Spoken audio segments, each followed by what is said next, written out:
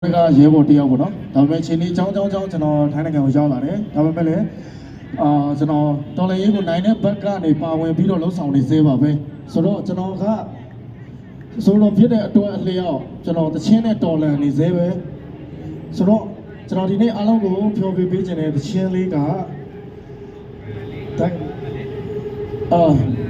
ဒီတချင်းကတော့အကုန်လုံးသိမှထင်တော့နော်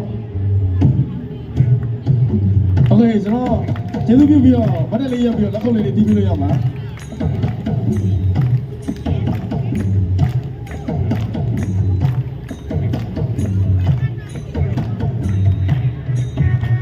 ကျွန်တော်တို့ရမ်းချစ်ပြီးတော့ရမ်းလေးစားရတယ်ကိုကြီးလေးရဲ့ကျောင်းလေးဆိုတဲ့ချင်းလေးဖြစ်ပါတယ်ခင်ဗျာ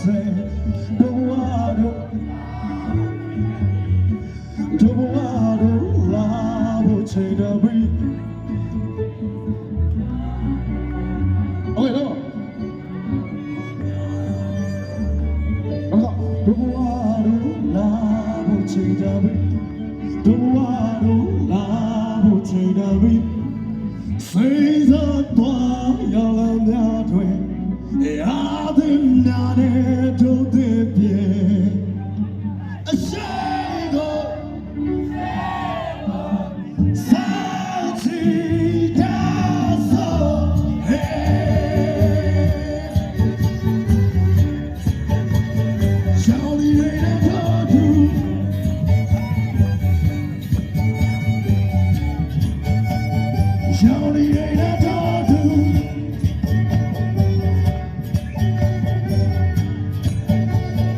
ရောင်ရည်နဲ့တော်သူရောင်ရည်နဲ့မနာစီရောင်ရည်နဲ့တော်သူ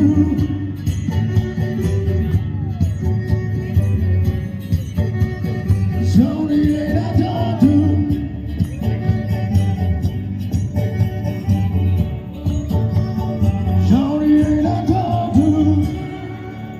ကျေးဇူးများတင်ပါတယ်ခင်ဗျာ